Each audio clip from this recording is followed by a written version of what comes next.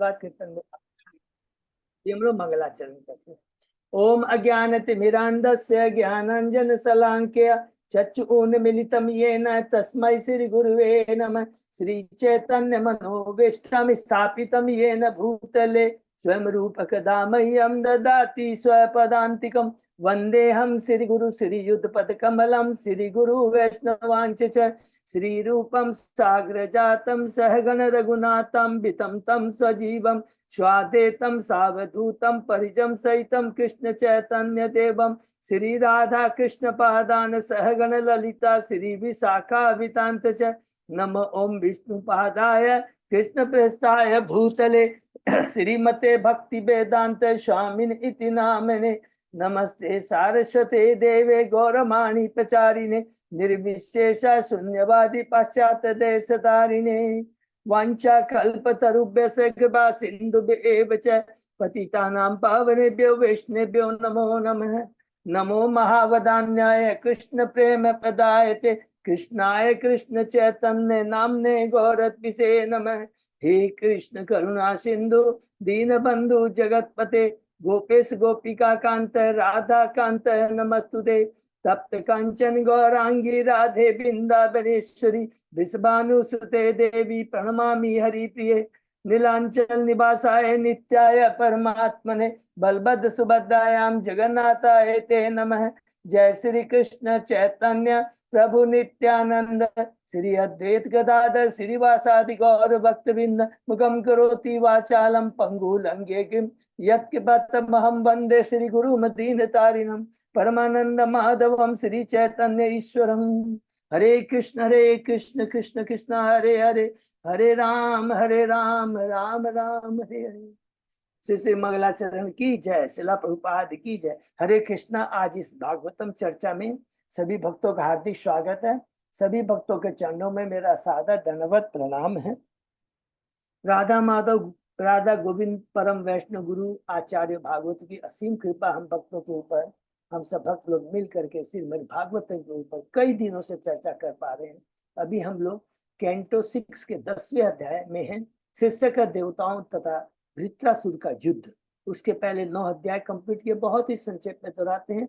प्रथम 3 अध्याय हैं जो कि हमें अजामिल की कथा के माध्यम से भगवान की भक्ति और हरि नाम की महत्ता के ऊपर में बताया। और शुद्ध भक्त, 4 चीजें, भगवान की भक्ति, भगवान का नाम हरि नाम, और तीसरा है शुद्ध, चौथा है शुद्ध भक्त। तो नाम और भक्ति एक ही चीज हुआ है। तो 3 चीजों को बहुत डिटेल में बहुत अच्छे से हमें इस अजामिल की कथा के माध्यम से मालूम होता है। हमने पढ़ा समझा कैसे जब परीक्षित महाराज सुखदेव गोस्वामी से पूछते हैं कि जीवों को नरकों में जाने से कैसे बचाए, तो सबसे इंपॉर्टेंट चीज, बार बार जो चीज याद आती रही, जब भी हमारा प्रश्न होना चाहिए वक्ता के सामने, प्रश्न कोई भी भौतिक नहीं होने चाहिए, भौतिक इच्छा से नहीं होने चाहिए। नंबर 1, अपने स्वार्थ के लिए नहीं होना चाहिए।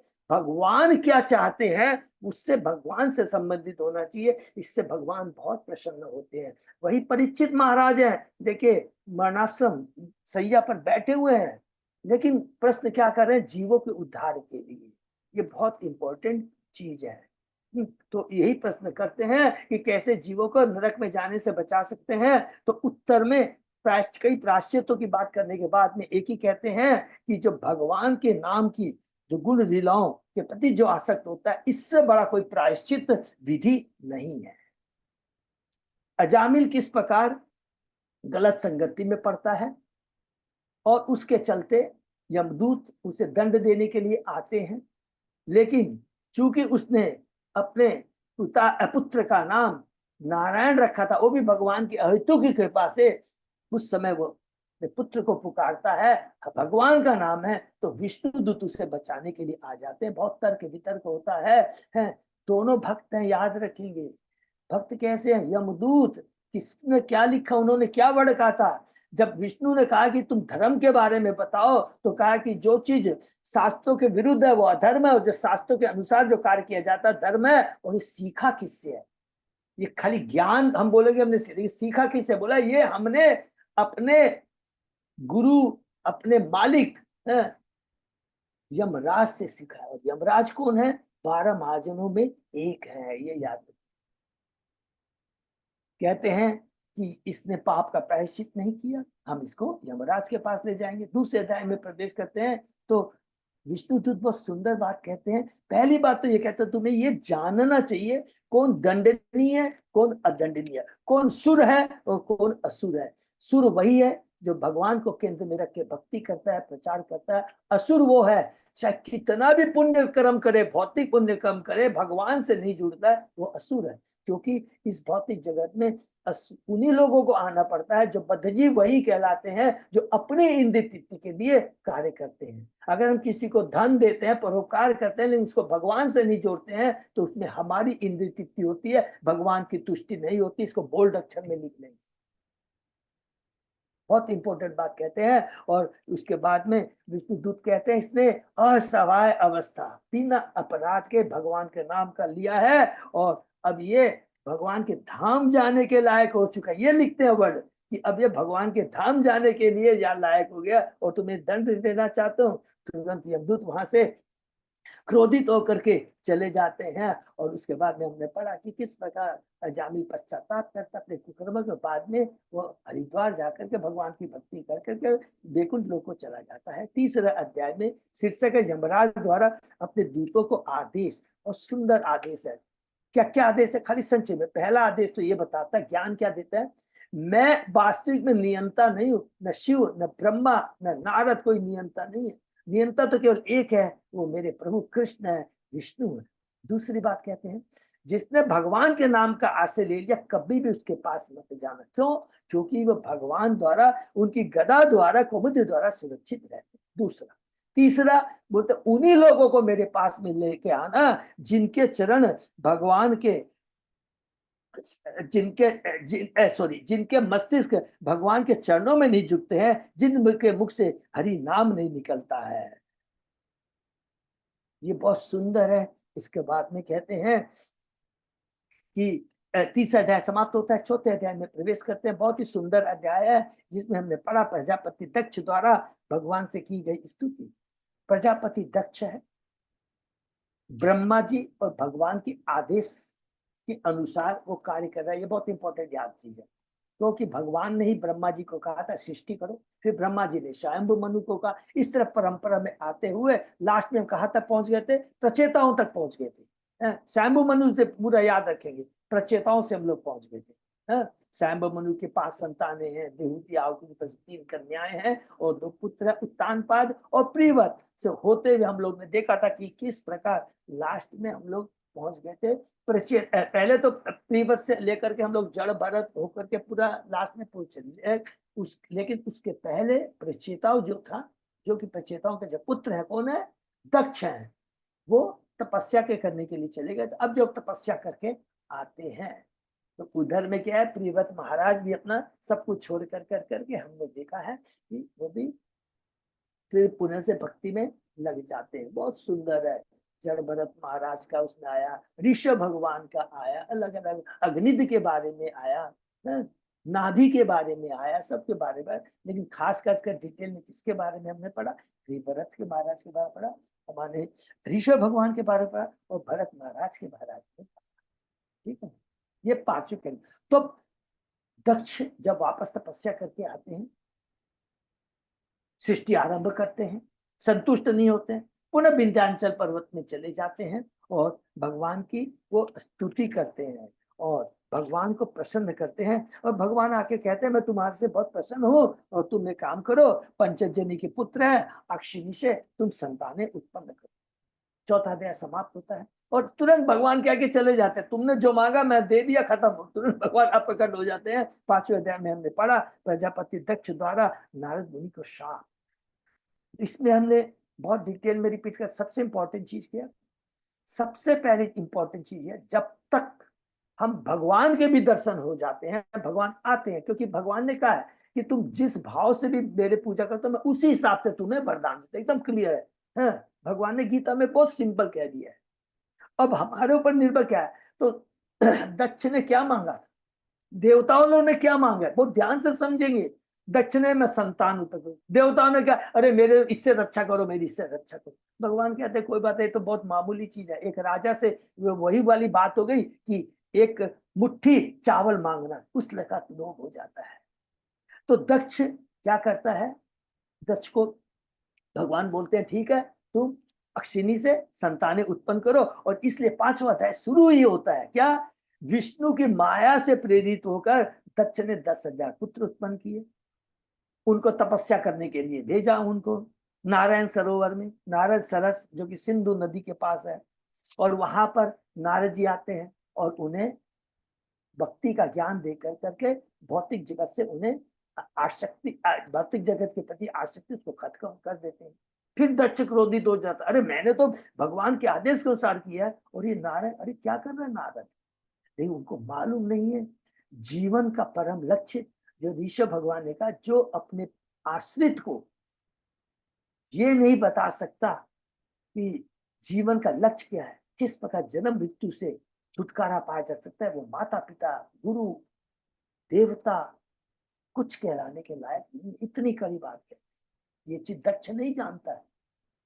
नारद जी फिर उसने ब्रह्मा जी के कहने पर फिर संतानें उत्पन्न की, 1,000 संतान। उनको भी नारद जी क्या किया, उन्होंने उसको उनको भक्त बना दिया। दक्ष बहुत क्रोधित होता है, अभिशाप देता है। प्रभुपाद जी कहते हैं लेकिन नारद ने अपना मिशन है और जो कि भगवान का आदेश है उसको रोका नहीं। ये बहुत इंपॉर्टेंट चीज है। हम लोग भी देखिए प्रचार कार्य में जाएंगे, हम लोगों को बहुत सारी नेगेटिव बातें सुनने के लिए मिलेगी। लोग अलग अलग तरह करेंगे, ये तो ढोंगी है, ये तो किसके पास कुछ काम धंधा नहीं है इसलिए प्रचार में लग गया, भक्ति कर रहा है। लेकिन हमें नारद जी से हमें शिक्षा लेनी चाहिए। और अंत में हमने पढ़ा कि दक्ष के शाप के उत्तर में नारद ने कुछ भी नहीं कहा, सिंपली यही कहा, मैं तुम्हारे शाप को स्वीकार करता हूं, हरि बोल।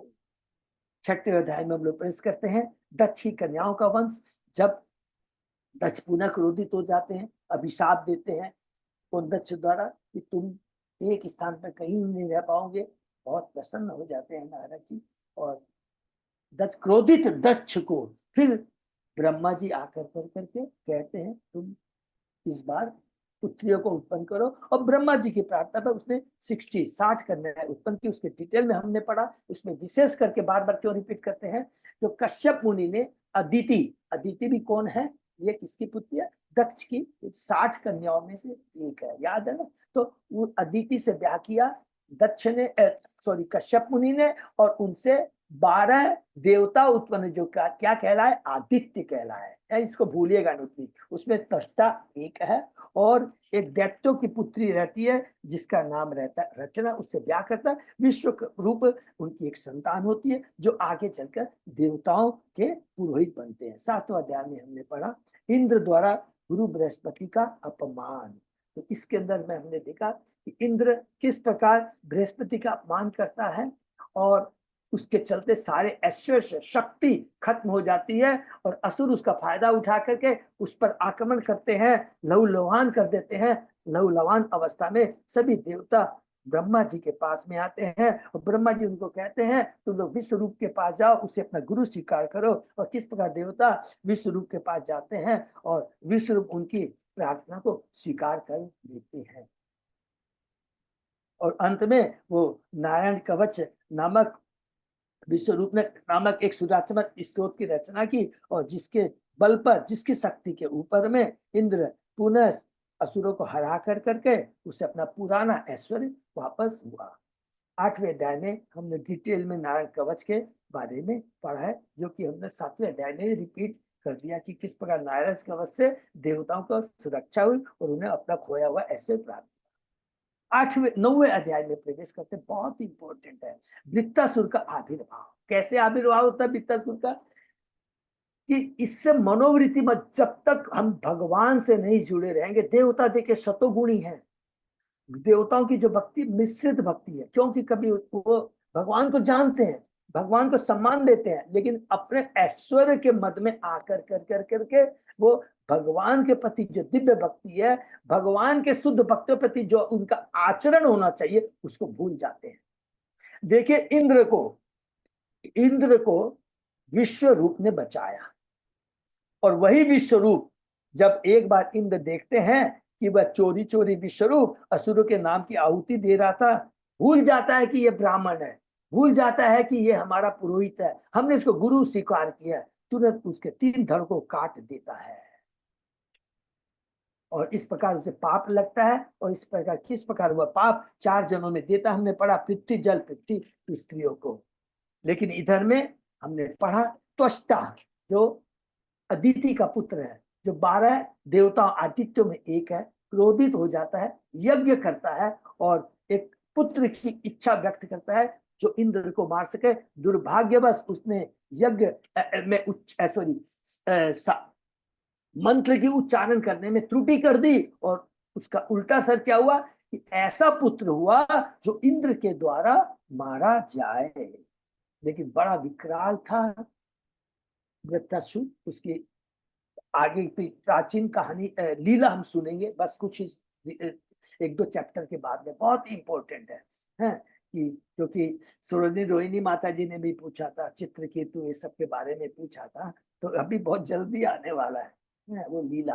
तो वृत्रासुर एक भयंकर यज्ञ से व्यक्ति उत्पन्न होता है, पूरे ब्रह्मांड को ढक देता है, इसलिए उसका नाम वृत्रासुर पड़ा। और उससे भयभीत होकर के सब लोग देवताओं के पास देवता भगवान के पास जाते हैं और भगवान को ग्लोरिफिकेशन करते हैं। बहुत सुंदर ग्लोरिफिकेशन करने के बाद भगवान ने कहा, भगवान कितना सुंदर बात कहते हैं, हे बुद्धिमान देवताओं में श्रेष्ठ,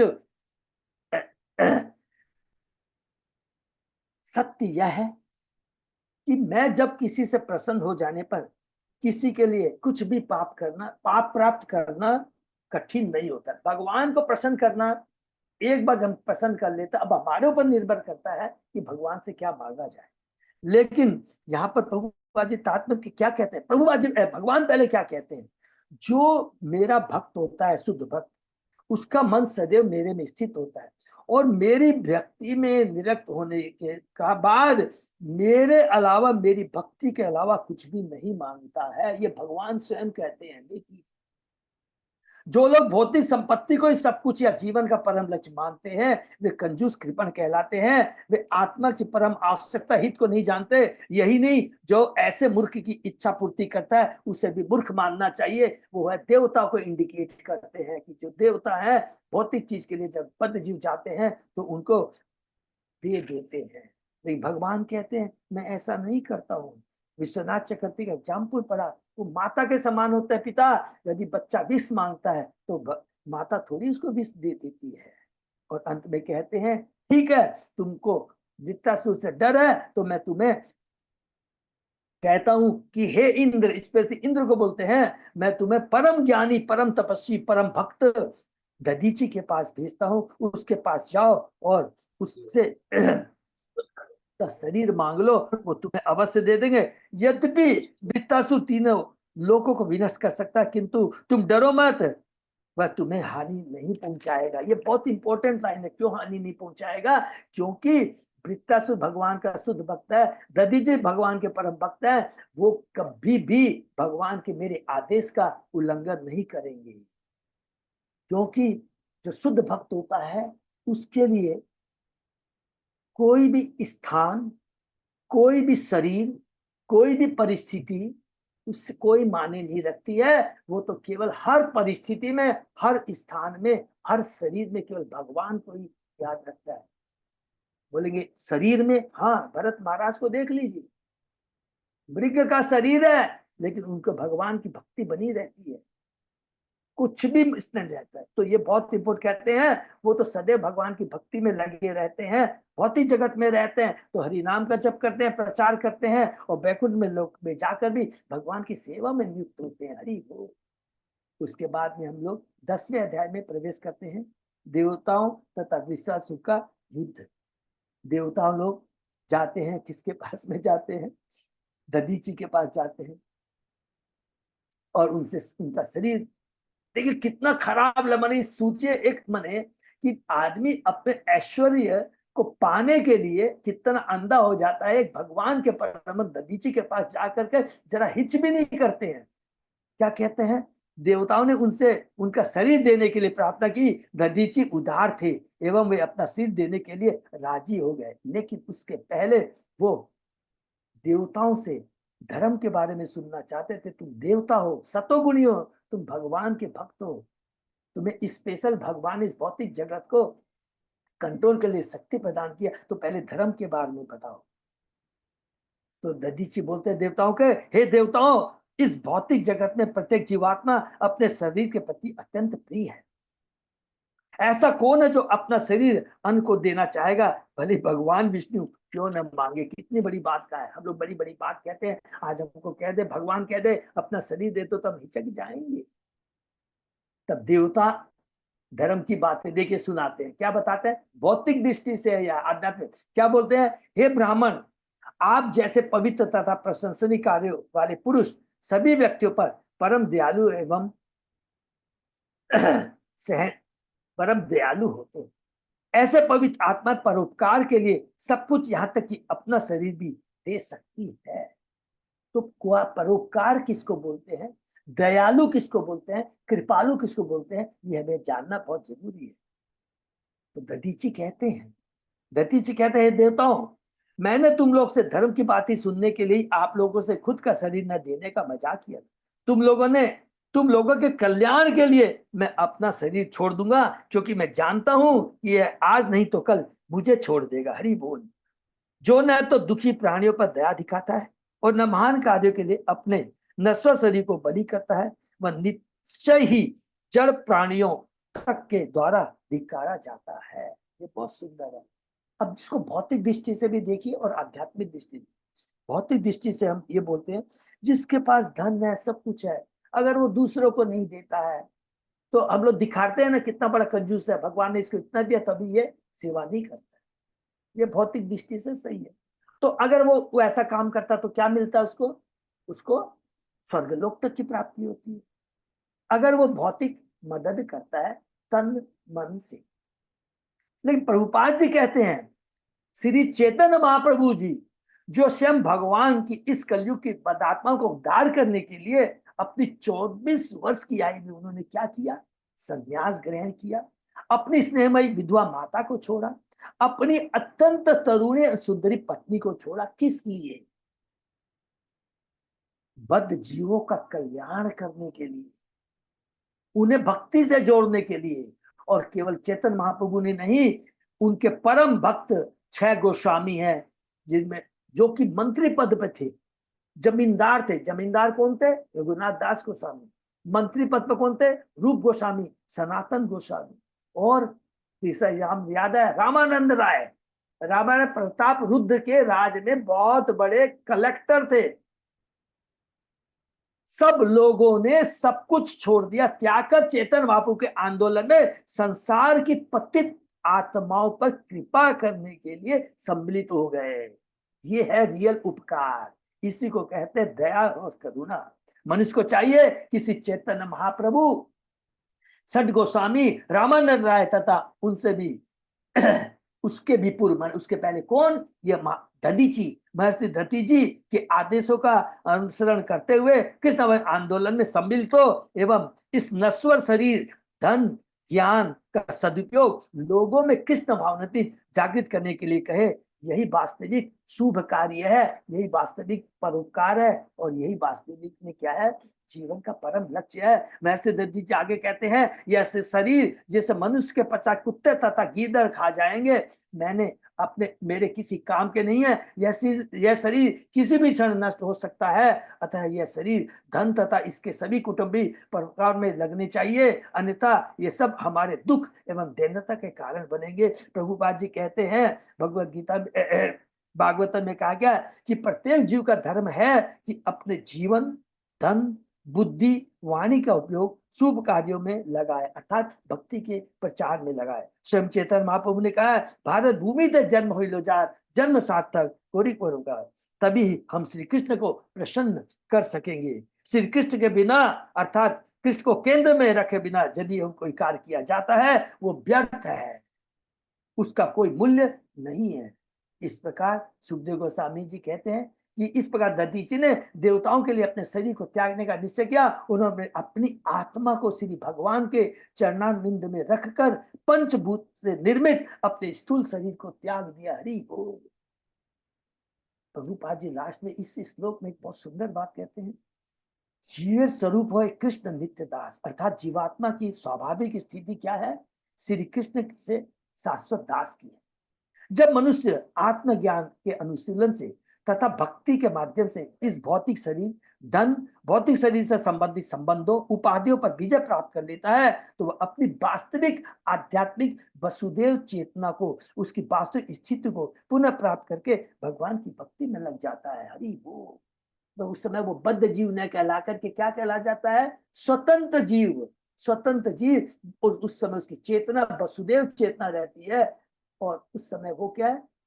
केवल भगवान, पुनः भगवान की भक्ति में लग जाता है, जो कि उसका प्रारंभिक वास्तविक जीवन स्वरूप कृष्ण नित्य दास, उस स्थिति पर पहुंच जाता है। ये हमने पढ़ा, उसके आगे आज हम लोग पढ़ते। ओम नमो भगवते वासुदेवाय। ओम नमो भगवते वासुदेवाय।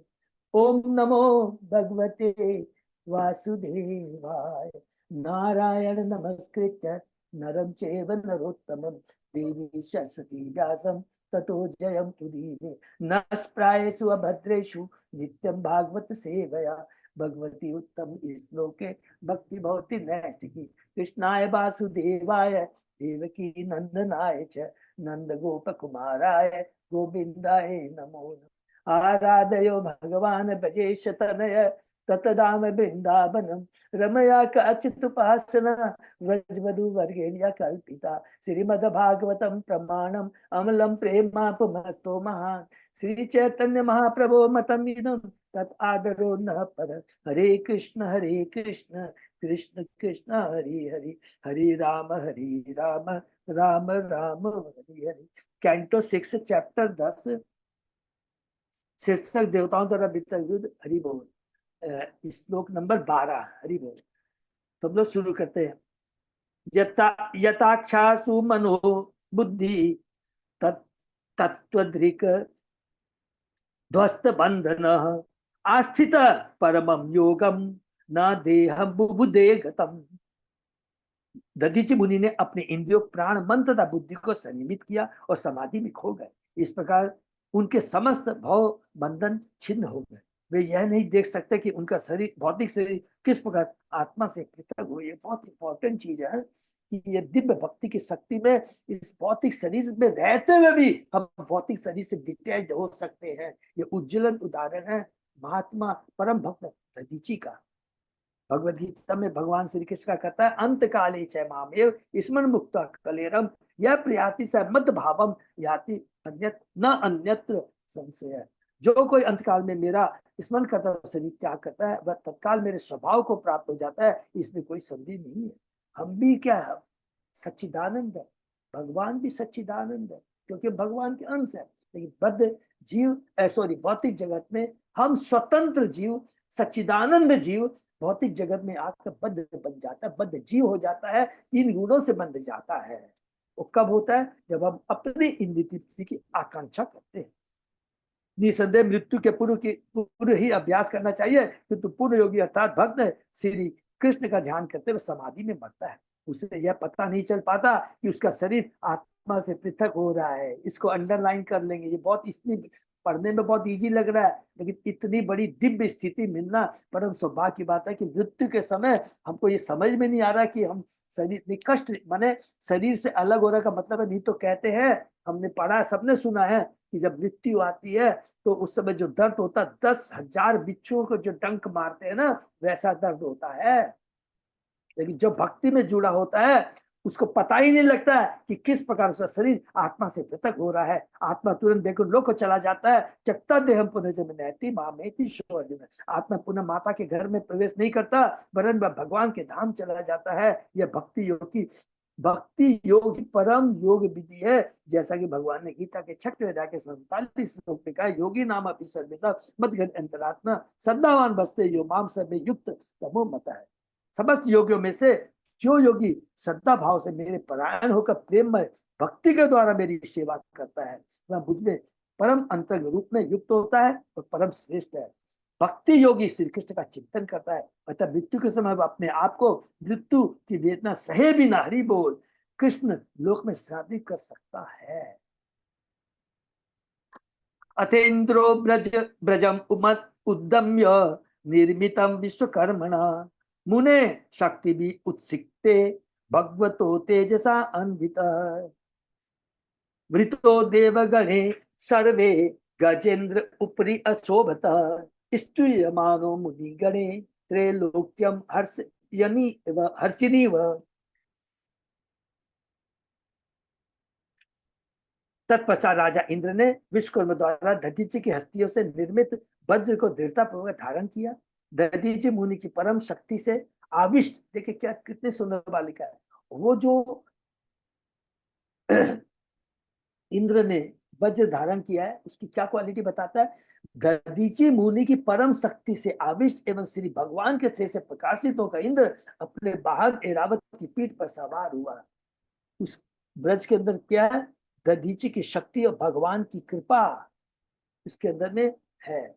उसे समस्त देवता घेरे हुए थे और सभी मुनिगण उसकी प्रशंसा कर रहे थे। इसलिए जब वह वृत्तासुर का वध करने के लिए सवार होकर चला तो अत्यंत सुशोभित हो रहा था और तीनों लोगों को अच्छा लग रहा था। इसलिए नहीं कि नहीं, क्योंकि वैसा ब्रज था। वज्र की कीमत है, इंद्र की कीमत नहीं है, ये याद रखेंगे। वृत्तम अभिद्रवत शत्रु असुरायुथपे पर्यस्तम ओजसा राजन क्रुद्धो रुद्र इवांतकम।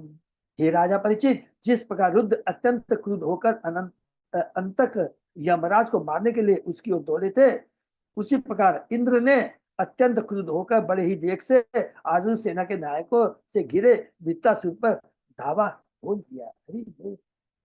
तथा सुराणाम असुरे रण परम दारुण त्रेता मुखे नर्मदायाम अभवत प्रथमे युगे। तत्पश्चात सतयुग के अंत तथा त्रेता युग के आरंभ में नर्मदा नदी के तट पर देवता असुरों के मध्य घमासान युद्ध हुआ। तो ये यहाँ भी लिख दिया है, ये किस समय की ये लीला है, सतयुग के अंत और त्रेता युग के आरंभ। यहाँ पर नर्मदा का अभिप्राय भारत की नर्मदा नर्मदा से नहीं है। भारत में 5 पवित्र नदियां गंगा, जमुना, नर्मदा, कावेरी, कृष्णा, ये सभी स्वर्गिक है। गंगा नदी की बात की, नर्मदा भी स्वर्ग में बहती है। असुर तथा देव का संग्राम स्वर्ग लोक में ही हुआ। प्रथमे युगे का अर्थ है प्रथम कल्प। प्रथमे युगे का अर्थ है प्रथम कल्प के आरंभ में, अर्थात व्यवस्थित मनवंतर के आरंभ में। ब्रह्मा के एक एक दिन में 14 मनु होते हैं, जो हमने उन्हें पढ़ा था, जिनमें से प्रत्येक 71 कल्प तक जीवित रहता है। सबको मालूम है ब्रह्मा जी की आयु, सबको मालूम है कि ब्रह्मा जी का एक दिन 1000 चतुर्युग होता है। उसको 14 से डिवाइड कर देते हैं, क्योंकि ब्रह्मा जी के एक दिन में 14 मनु आते हैं, तो 1000 डिवाइड बाई 14 करने से 71 पॉइंट समथिंग आता है। ठीक है ना। चारों युग सत्य, त्रेता, द्वापर कली मिलकर एक कल्प कहलाते हैं। आजकल हम व्यवस्थ मनु के मनवंतर में रह रहे हैं, जिसका उल्लेख भगवद गीता में इमं विवस्थम योगम प्रोक्ताम अहम अव्ययम विवस्मान मनवे प्राह। इस समय हम व्यवस्थ मनु के 28वें कल्प में हैं, किंतु यह युद्ध व्यवस्थ मनु के प्रथम मनवंतर में हुआ था। अतः ऐतिहासिक दृष्टि से गणना की जा सकती है कि युद्ध कब हुआ, चूंकि प्रत्येक कल्प 43 लाख वर्ष का होता है। अतः सबको मालूम है ना, एक कल्प माने एक दिन 43 लाख बीज होता है। सतयुग, त्रेता युग, द्वापर युग, कलयुग। कलयुग कितना, 4,32,000 का, उसका डबल हो जाता है 8 लाख। ऐसे कर कर करके मिलाएंगे, चारों को हम मिलाएंगे, अर्थात 4,32,000 जो कलयुग का होता है उसको 10 से खाली मल्टीप्लाई कर दीजिए तो 43,20,000 आ जाएगा। चूंकि प्रत्येक कल्प 43 लाख वर्ष का होता है, अतः जब तक 28 कल्प अर्थात लगभग 12 करोड़ 4 लाख वर्ष बीत चुके हैं जब नर्मदा के तट पर यह युद्ध हुआ था। देखिए प्रभुपाद जी कितने कृपालु हैं और सुंदर कैलकुलेशन देते थे। रुद्रे वसु भी आदित्य अश्विभ्याम प्रीति वही भी मरुदबी रिभु भी साध्य विश्वदेवे मरुत्पतिम दृष्ट्वा ब्रजधरम शक्रम रोचमानम स्वया श्रिया नामृष्य न सुरा राजन मृदे वृत्तपुरःशरा। हे राजन, जब वृत्तासुर को आगे करके सभी असुर युद्ध भूमि में आए तो उन्होंने देखा कि राजा इंद्र वज्र धारण किए हुए है और रुद्रो बसुओ आदित्यो अश्विनी कुमारों पितरों भइयों मरुतो रिभुओं श्राद्धों तथा विश्व देव से घिरा हुआ है और इस प्रकार से देदीप्यमान है कि उसका तेज असुर के लिए असह्य था। मैंने इंद्र के बारे में बता रहे हैं जो हम लोग ने, ठीक है। नमुची सांबरो अनर्वा द्विमूर्धा ऋषभो असुर हय ग्रीव शंख कुशिरा विप्रचीति अयो मुख पुलोमा वृषपर्वाच प्रहेति हेति उत्कल दैत्या दानवा यक्षा रक्षांसी च सहस्र सुमालिमाली प्रमुखा कातस्वर परीक्षदा प्रतिषिद्धयो इंद्रसेनाग्रम मृत्यो अपि दुराशदम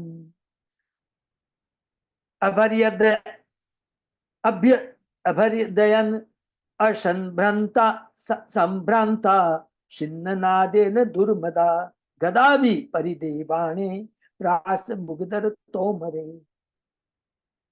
सैकड़ों हजारों असुरों यक्षों राक्षसों मनुष्य भक्षकों तथा शुमाली माली आदि अन्य राजा इंद्र की सेनाओं को रोका जिन्हें साक्षात काल भी नहीं जीत सकता था।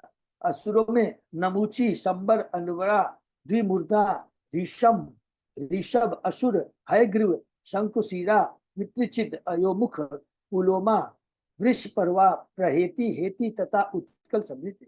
ये अजय असुर स्वर्ण आभूषणों से भूषित होकर सिंह के सवार निर्भीक होकर घोर नाद कर रहे थे और गदा परीद बाण प्राश मुगदर तथा तोमर जैसे हथियारों से देवताओं को पीड़ा पहुंचा रहे थे।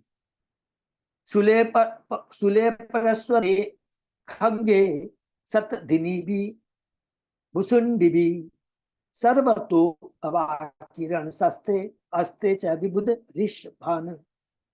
वर्षों त्रिशूलों हर्षों तलवारों तथा सतघनी एवं भुषुंडी जैसे अन्य हथियारों से सुसज्जित होकर असुरों ने विभिन्न दिशाओं में आक्रमण कर दिया और देवताओं की सेना के समस्त नायकों को तीतर बीतर कर दिया। नैते अदृश्यंत संछन्ना सर्जाले समन्ततः पुंक अनुपुंक पतिते ज्योतिषीव नभोद घने। जिस प्रकार घने बादलों से आकाश के छा जाने के बाद तारे नहीं दिखाई पड़ते, उसी प्रकार एक के बाद एक गिरने वाले बाणों के जाल से पूर्णतः आच्छादित हो जाने से देवतागण दिखाई नहीं पड़ रहे थे। न शस्त अस्त वर्ष ओघा ही आदेशु सुर सैनिकाम छिन्ना सिद्धपति देवे लघु हस्ते सहस्रदा। देवताओं की सेना को मारने के लिए हथियारों तथा बाणों के द्वारा की गई वर्षा उन तक नहीं पहुंच पाई क्योंकि उन्होंने अपने हस्त लाघव के से आकाश में इन हथियारों को काट कर खंड खंड कर दिया। तो देवता भी बहुत शक्तिशाली है। अथ छिन्नास्त्र शस्त्र ओघा गिरी श्रृंग द्रुम उपले अभ्यवर्षन सुरबलम छिच्छुदीतान च पूर्ववत। जब असुरों के हथियार तथा मंत्र चुक गए तो उन्होंने देवताओं पर पर्वतों के सीकर वृक्ष तथा पत्थर फेंकना प्रारंभ कर दिया, किंतु देवता इतने प्रभावशाली तथा दक्ष थे कि उन्होंने पूर्ववत इन सभी हथियारों को आकाश में खंड खंड कर दिया। तान अक्षतान स्वस्ति मतो निशाम्य शस्त्र पूगे अथ वृत्तनाथा ध्रुमे दिशद भी विविधा द्रिशृंगे अविक्षतान ततत्सु इंद्र सेनिकान। जब वृत्तासुर द्वारा आदेशित असुर सैनिकों ने देखा कि इंद्र के सैनिक अनेक शस्त्र शास्त्रों के समूह से यहाँ तक कि वृक्षों पत्थरों तथा पर्वत मृगों के द्वारा भी घायल नहीं हो सके और अच्छत बने हुए हैं, तो असुरगण अत्यंत भयभीत हो कि ये क्या चक्कर है। पहले तो हम लोग ऐसे ही वारों से, इसी सेना से देवताओं को हराया था, लेकिन अब तो देवा के कुछ भी असर नहीं हो रहा है। सर्वे प्रयासा अभवन विमोघा, कृता कृता देव गणेशु दैत्ये, कृष्णानुकूलेषु यथा महत्सु, क्षुद्रे प्रयुक्ता उशति रुक्षवाच। जब तुच्छ लोग संत पुरुषों पर झूठे क्रुद्ध आरोप लगाने के लिए दुर्वचनों का व्यवहार करते हैं, तो निष्फल वचनों से महापुरुष विचलित नहीं होते। उसी प्रकार कृष्ण द्वारा सुरक्षित देवताओं के विरुद्ध किए जाने वाले असुरों के प्रयास निष्फल हो रहे थे। तो यहाँ पर देखिए, इस श्लोक के अंदर में लिख दिया ये देवताओं के ऊपर कोई असर नहीं क्यों हुआ, क्योंकि कृष्ण द्वारा सुरक्षित थे, वो कृष्ण द्वारा सुरक्षित थे, क्योंकि उसके अंदर में कृष्ण के भक्त दधीची दधीची की शक्ति थी। उसका शरीर साधारण शरीर था, दिव्य शरीर था, और उसमें भगवान की कृपा जुड़ी हुई थी। बंगला में कहावत है कि गीत के कोसने से गाय नहीं मरती। उसी प्रकार कृष्ण के भक्तों पर आसुर व्यक्ति द्वारा लगाए जाने वाले आरोप पर कोई प्रभाव नहीं होता। देवता श्री कृष्ण के भक्त थे, अतः असुरों के साथ निष्फल रहे। प्रहलाद महाराज का बाल बाका नहीं बिगाड़ सका हिरण्यकशिपु। तेष प्रयासं विततं निरीक्ष्य हरा व भक्ता हत युद्ध दर्पा पला पलायनायाजी मुखे विसृज्य पति मनस्ते ददु ददु आत्मसारा। जब श्री कृष्ण भगवान कृष्ण के अभक्त असुर ने देखा कि उनके सारे प्रयास निष्फल हो गए हैं, तो वे युद्ध करने का उनका सारा घमंड जाता रहा। उन्होंने अपने नायक को युद्ध शुरू होने के समय ही छोड़कर वहां से भागने का निश्चय कर लिया, क्योंकि उनके शत्रुओं ने उनका सारा शौर्य छीन लिया था। भृत्तो असुरान तान अनुगान मनस्वी प्रधावत प्रेक्ष वभास एतत्। पलायितं प्रेक्ष्य बलं च भग्न भयेन तीव्रेण विरस्य वीर। अपनी सेना को छत विचत तथा समस्त असुरों को, यहाँ तक कि जो परम वीर कहलाते थे, अत्यंत भय के कारण युद्ध से भागे देखकर सचमुच विशाल हृदय वाला बहादुर वृत्तासुर हंसा और इन शब्दों में बोला। देखिए बहुत बड़ा, कितनी बड़ी शिक्षा देता है। कालोपनानाम रुचिनाम मनस्विनाम जगाद वाचम पुरुष प्रवीर। हे विप्रचिते नमुचे पुलोमन मयान वर संबर में शृणुधवम। अपनी स्थिति तथा काल और दशा के अनुसार वीर शिरोमणि वृत्तासुर ने ऐसे वचन कहे जो विचारवान पुरुषों द्वारा प्रशंसा के योग्य थे। उसने असुर वीरों को बुलाया, हे विप्रचिति, हे नमुची, अलग अलग जो असुर है, हे पुलोमा, हे मय, हे अनर्वा तथा संबर, भागो नहीं, मेरी बात को सुन लो। जात, बहुत सुंदर श्लोक है। जातस्य मृत्यु ध्रुव एव सर्वतः प्रतिक्रिया यस न चेह।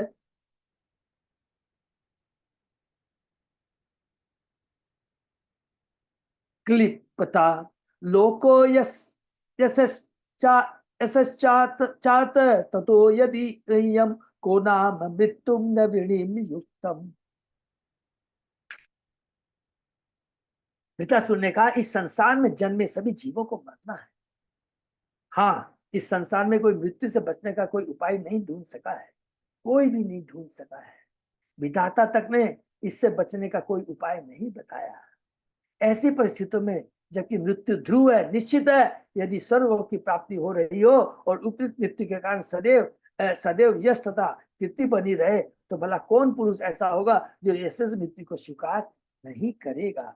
तो जो युद्ध में मरता है, पीठ नहीं दिखाता है, कृष्ण भी भगवान अर्जुन को कहते हैं, उसको किसकी प्राप्ति होती है? स्वर्ग की प्राप्ति होती है। यदि मरने से स्वर्ग की प्राप्ति हो रही हो और मृत्यु के बाद चीर यश बना रहे, तो कौन ऐसा मूर्ख होगा जो ऐसी यशस्वी मृत्यु को ठुकरा देगा। ऐसा उपदेश श्री कृष्ण ने अर्जुन को दिया था। हे अर्जुन, लड़ने से विमुख मत हो। यदि तुम विजय हुए तो राज्य भोग करोगे, और यदि मरते हो तो स्वर्ग लोक को जाओगे। प्रत्येक मनुष्य को यशस्वी कार्य करते हुए मरने के लिए उदित रहना चाहिए। यशस्वी पुरुष कुत्तों की मौत मरने के लिए नहीं होते। तो हमारे लिए यशस्वी पुरुष कौन है? जो अपने शरीर को अपने तन मन धन से उसको भगवान की सेवा में लगाता है और दूसरों को भगवान से जोड़ता है, वही यशस्वी पुरुष कहलाता है। दो समत्तो यह मृत्यु दुरापो यत ब्रह्म संधारणया जिताशु कलेवरम योग रतो विज्हात यत अग्रणी पथ वीरशये अनिवृत्त। यशस्वी मृत्यु को वरण करने के दो उपाय हैं और वे दोनों अत्यंत दुर्लभ है। पहला है योग साधना, हरि बोल, विशेष रूप से भक्ति योग के द्वारा मरना, जिसमें मनुष्य मन तथा प्राण को वश में करके सिर्फ भगवान के चिंतन में लीन रहकर मृत्यु को प्राप्त होता है। जैसा कि अभी दधीची के बारे में हमने पढ़ा था, सेम चीज हम पाएंगे वृत्तासुर के अंदर में। दूसरा है युद्ध भूमि में सेना के आगे चलकर तथा कभी पीठ न दिखाकर मरना। शास्त्र में इन दो प्रकार की मृत्यु को यशस्वी कहा गया है। इस प्रकार से एक भौतिक और एक आध्यात्मिक। अगर हम पीठ दिखाकर यदि एक क्षत्रिय युद्ध करता है, युद्ध करते करते मरता है तो स्वर्ग की प्राप्ति होती है। लेकिन यदि भगवान का जो भक्त है भक्ति योग में रह कर करके अपने तन मन धन से संपूर्ण अपने भगवान को समर्पित कर करके भगवान की भक्ति करते हुए और भक्ति का दूसरे भक्त में प्रचार करते हुए निकलता है तो वह भगवान के धाम जाता है। इस प्रकार से भागवत के 6ठ स्कंद के अंतर्गत देवताओं तथा विशाल युद्ध शीर्षक 10वें अध्याय का भक्ति वेदांत तात्पर्य पूर्ण हुआ। हरि। तो अब हम लोग अजय पदार प्रभु बहुत सुंदर है। हाँ प्रभु जी। अब रीतासुर के दिव्य गुण है, तो क्या करना है? कुछ करना है या नेक्स्ट शुरू करना? जिससे डिस्कशन हुआ था प्रभु जी की, एक बार फिर वो दीक्षा के लिए भी थोड़ा सा जो बताना है तो ओके, बता देंगे। हरि बोल। तो यही पर हम लोग लॉन्ग टूर यात्रा का भी थोड़ा डिस्कस कर सकते हैं कि इन्होंने कर फॉर्म सकते हैं। तो ये हम लोग ये समाप्त की है। देखिए, सबसे इंपॉर्टेंट चीज जो आज डिस्कस कर रहे हैं, तत्व को बहुत जरूरी से समझना है।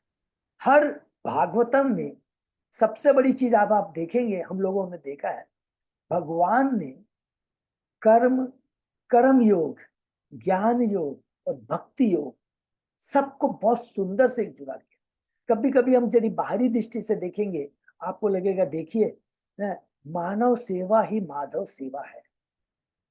देखिए, मानव सेवा ही माधव सेवा का मतलब है कि मनुष्यों के ऊपर भौतिक परोपकार करना, भौतिक सुविधाएं प्रदान करना, भौतिक दृष्टि से रक्षा करना अच्छा है। लेकिन ये क्या है? इसको कहते हैं पुण्य कर्म, या और ऐसे लिखेंगे भौतिक पुण्य कर्म। भौतिक पुण्य कर्म का अंतिम उसका क्या है? रिजल्ट, परिणाम क्या होता है? स्वर्ग की प्राप्ति हो जाती है। लेकिन स्वर्ग लोग भी भौतिक जगत में है। एक बार पुण्य कर्म नष्ट होते हैं तो धड़ाम करके नीचे आना पड़ता है। लेकिन मनुष्य होती बहुत दुर्लभ है वो आत्म साक्षात्कार के लिए। आत्म साक्षात्कार का मतलब क्या है कि आत्मा कौन है, मैं कौन हूं, आत्मा का भगवान कौन है, आत्मा का भगवान से क्या संबंध है, और किस प्रकार आत्मा पुनः भगवान से अपना खोया हुआ बिछड़ा हुआ संबंध स्थापित कर सकता है। यही वास्तविक ज्ञान है और यही वास्तविक भक्ति है, नंबर 1। और अपने को आत्म साक्षात कर करके दूसरे बद्ध जीवों को भी भगवान से जोड़ते हैं, और यही सबसे बड़ी कृपा है, दया है, परोपकार है। इस चीज को बस याद रखना है, यही चीज बताएंगे। और जब ये मनोवृत्ति रखेंगे तो अगले अध्याय में हमको समझ में आएगा कि देवताओं ने भी भगवान की पूजा की है, दक्ष ने भी भगवान की पूजा की है। कौन से में है? सतोगुणी लेवल पे है। कौन से में है? देवता के रूप में। और इसके विपरीत वृत्रासुर भी है। उसने क्या किया है? वो असुर परिवार से है, लेकिन उसका मनोभाव क्या है? तो देवताओं का मनोभाव और वित्ता का मनोभाव से समझ में आ जाएगा। इसलिए कहते हैं भक्ति किसी की अपनी जमींदारी नहीं है। चाहे वो बेचारा शूद्र हो, चाहे चंडाल हो, किसी भी वर्ग का हो, किसी भी आश्रम का हो, वो भक्ति कर सकता है। इससे बड़ी कृपा भगवान की ओर नहीं हो सकती है। ये स्थापित होता है। हरे कृष्णा। और इसके बाद में जैसे प्रभु ने बताया, 2-3 चीज इंपॉर्टेंट है। पहला तो प्रभु जी ने बताया दीक्षा के लिए। तो दीक्षा के लिए अजय प्रताप बाबू, अगर आप बोले तो जस्ट क्लास के बाद में जो जो भक्त दीक्षा ले रहे हैं, प्लीज वो जुड़े रहेंगे, वो ना छोड़े। तो वैसे उसके प्रभु जी पे स्टॉप कर देंगे रिकॉर्डिंग। वहां पर स्टॉप। तो इसके पहले हम 2-3 चीजें बता देते हैं, जैसे कि, और दूसरा आपने क्या कहा था प्रभु? लॉन्ग यात्रा का भी जैसे कल लिस्ट तो भेजे हैं प्रभु जी, तो हाँ उसके बारे में सबका फॉर्म हो गया है, फिर डबल डबल नहीं हो जाए कुछ किसी तरह। हाँ। तो लॉन्ग का टूर का है 1-2 दिन के अंदर में, जो और जिन्होंने क्या, क्योंकि नॉन एसी पूरे खत्म हो चुके हैं, तो मैंने अजय इसको विकास को कहा है, देखो यदि किसी का कोई कारण से कैंसिलेशन होता है तो प्लीज जो क्यू में है तो वो जरूर उनको चार्ज दें। फर्स्ट कम फर्स्ट बेसिस पे सर्व होगा। तो जिन्होंने नहीं दिया वो कर। नंबर 2 है, और जो एसी वाले हैं कुछ रूम्स बाकी हैं, तो जो भी अभी करना चाहे तो कर सकते हैं। नंबर 1। नंबर 2 सबसे इंपॉर्टेंट लॉन्ग टूर के लिए, सबको याद है ना कि बुकिंग कब शुरू हो रही है? तो दे दिया गया है। ट्रेन की बुकिंग बहुत इंपॉर्टेंट है ना। तो 2 तरह से है। एक तो जो डायरेक्ट जा सकते हैं हावड़ा से, वो एक ही ट्रेन है जो कि 9 तारीख को रात को 11 बजे छूटेगी, और सॉरी 9 तारीख को, हाँ, रात के 11 बजे छूटेगी, और 11 तारीख को वो 1 बजे पहुंचेगी। अगर लेट हो गई तो 2-3 भी बच सकता है।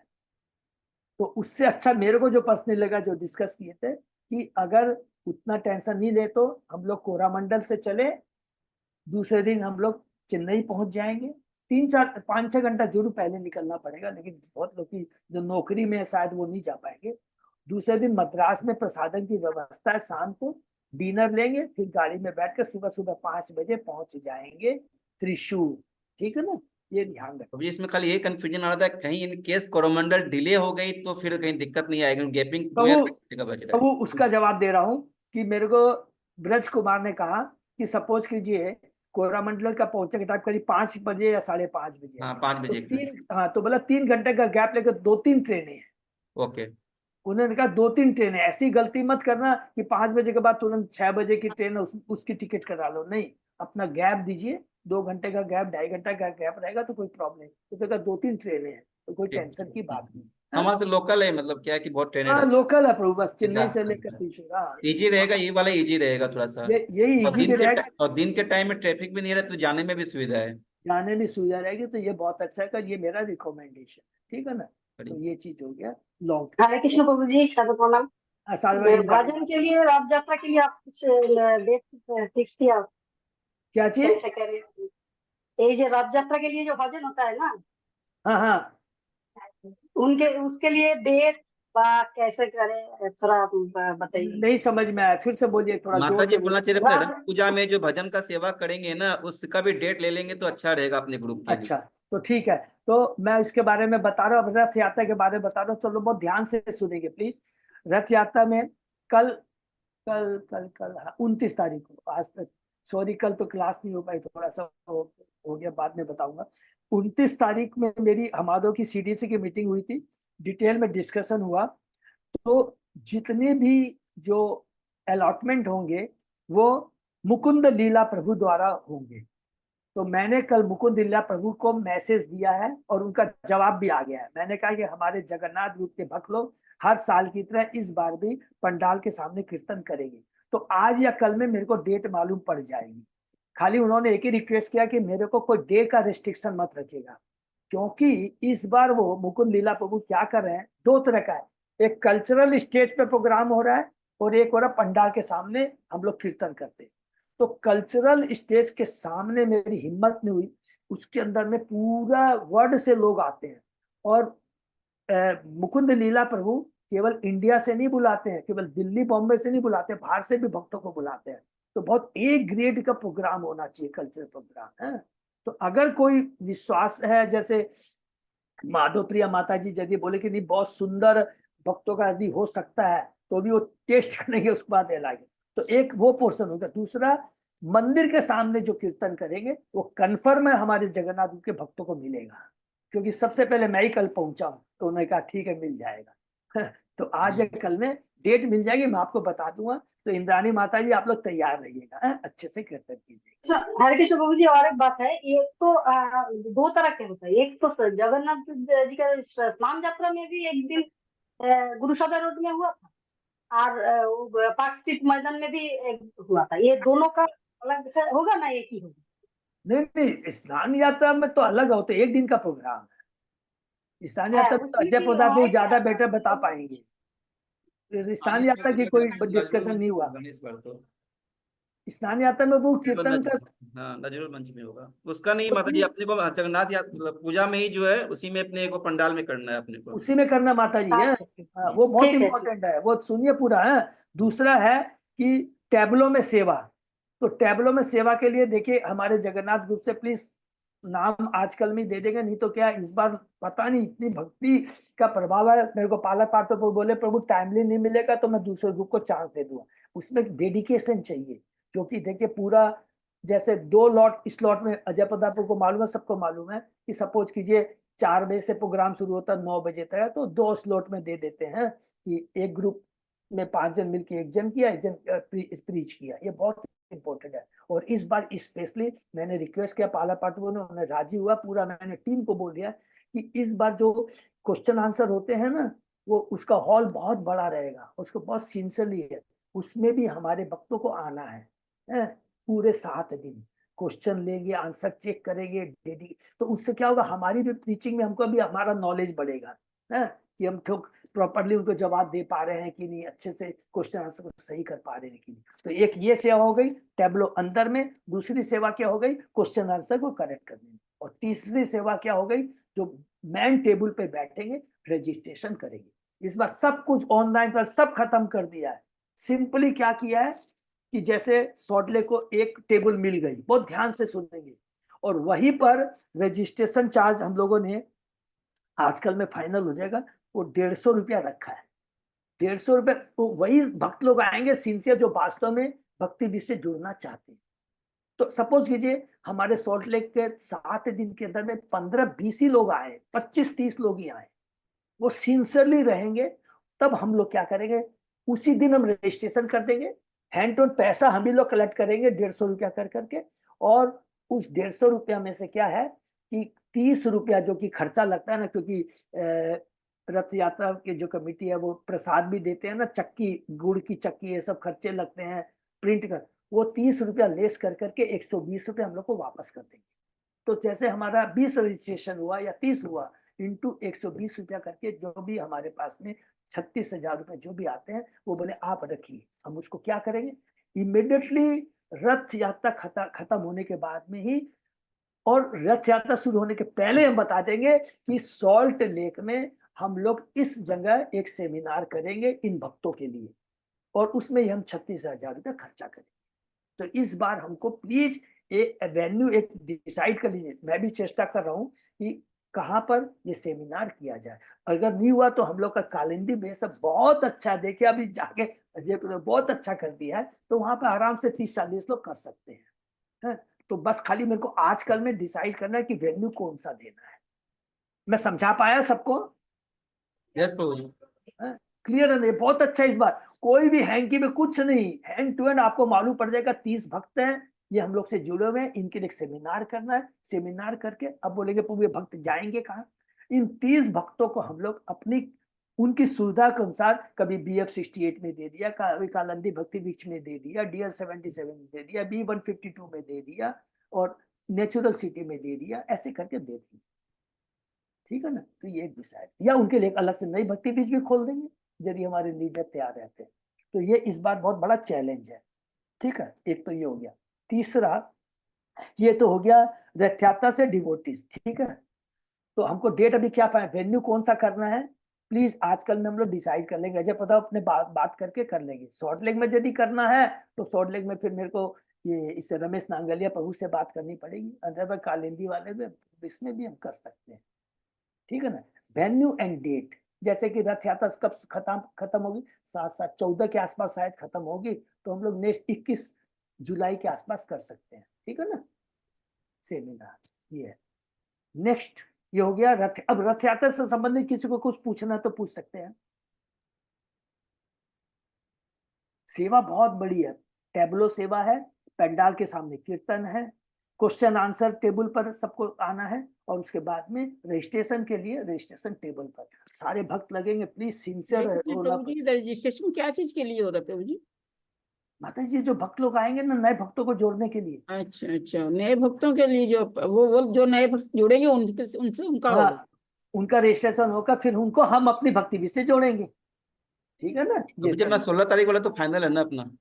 हाँ प्रभु, 16 तारीख का फाइनल है तो प्रभु। फिर बाद में 16 तारीख का उस दिन भी डिस्कशन करके समझा देंगे, भक्त लोग सारे रहेंगे वहां पे उस दिन भी समझा देंगे प्रभु। टू बी वेरी फ्रैंक, यहाँ सब भक्त लोग हैं, मेरे को अभी तक रमेश नांगलिया पर उसे कंफर्मेशन नहीं मिला, नहीं भी मिलेगा तो मैं कल 2 तारीख को तक लास्ट वेट करूंगा। लेकिन माधव प्रिय माता जी सब भक्त लोग तैयार रहेंगे, जितना सुंदर बच्चों का प्रोग्राम, युद्ध का प्रोग्राम कर सकते हैं, प्लीज सबको रेडी कीजिए। प्रोग्राम रुकेगा नहीं हमारा, वो नहीं होगा तो हम लोग कालिंदी में करेंगे, वो नहीं होगा या होगा तो उसमें करेंगे हम लोग। क्या है, सॉल्ट लेक सांस्कृतिक सदन है, हाँ, वो भी बहुत अच्छा है, उसमें करेंगे। लेकिन प्रोग्राम फाइनल है, हरी बोल है वहां पे बोल। तो ये हो गया। और एक प्रोग्राम है, सब लोग नोट कर लेंगे, 29 और 30 जून को भक्ति पुरुषोत्तम स्वामी महाराज का बहुत सुंदर कथा करेंगे, 2 दिन करेंगे, 29 और 30 जून को शाम को। और वो कहा कर रहे हैं, महाजाति सदन में कर। तो महाजाति सदन सब जानते हैं, तो जब हम लोग हमारे टाइम में तो हम लोग सब महाजाति सदन में सारे प्रोग्राम करते थे, है? तो उसका इसलिए किया गया है। जून का प्रभु जी, हाँ, 29 और 30 जून को, रथ जस्ट स्नान यात्रा के बाद और रथ यात्रा के पहले। ठीक है ना, इसको नोट कर लेंगे प्लीज। हरे और कृष्ण प्रभु जी, मैं सोची 30 जून को, इसमें 64 माला का सोच रहे थे प्रभु जी, फिर वो करना पड़ेगा, आगे बढ़ाना होगा। वो आगे बढ़ा दे, क्योंकि भक्ति प्रसाद स्वामी महाराज का मिल जाए। और वो उड़िया हैं, उड़िया से हैं, और जगन्नाथ कथा करेंगे, बहुत सुंदर कथा करते हैं। उनकी हिंदी, इंग्लिश, बांग्ला तीनों इतनी इजी है कि कोई भी समझ सकता है। तो ये प्लीज कोई भी मिस नहीं कीजिएगा। तो इसलिए इसमें बहुत भीड़ लगेगी, क्योंकि 1000 खाली कैपेसिटी है, बहुत लंबा डिस्कशन हुआ परसों। 1000 कैपेसिटी है, तो जो फर्स्ट कम फर्स्ट बेसिस पर वो मिलेंगे। और रजिस्ट्रेशन चार्ज 300 रुपया है। क्यों 300 रुपया, इसका भी कारण बता दे कि 100 रुपया तो प्रसादम का ही लग जाएगा। प्रसादम मिलेगा सबको, डिनर बहुत अच्छा प्रसाद मिलेगा, मंदिर से आएगा। तो 2 दिन तो प्रसाद, 200 रुपया तो प्रसाद का हो गया, और 100 रुपया है महाजाति सदन का, जो हॉल का बुकिंग का है, डेकोरेशन का है, तो बहुत रीजनेबल है, कॉस्ट। तो वो भी अपना नाम दे देंगे। ठीक है, हरे कृष्णा। तो ये हुआ रथ यात्रा के बारे में, हिजोली ने जय पता से गुरु महाराज के बारे प्रोग्राम के बारे में। हमारा महामिलन है 16 जून को, उसके बारे में। ठीक है, अगर और किसी का कोई प्रश्न तो पूछ सकते हैं, नहीं तो यहाँ विराम देंगे। और जो दीक्षा नहीं ले रहे हैं वो छोड़ सकते हैं, और जो दीक्षा ले रहे हैं प्लीज कृपा करके बने रहे।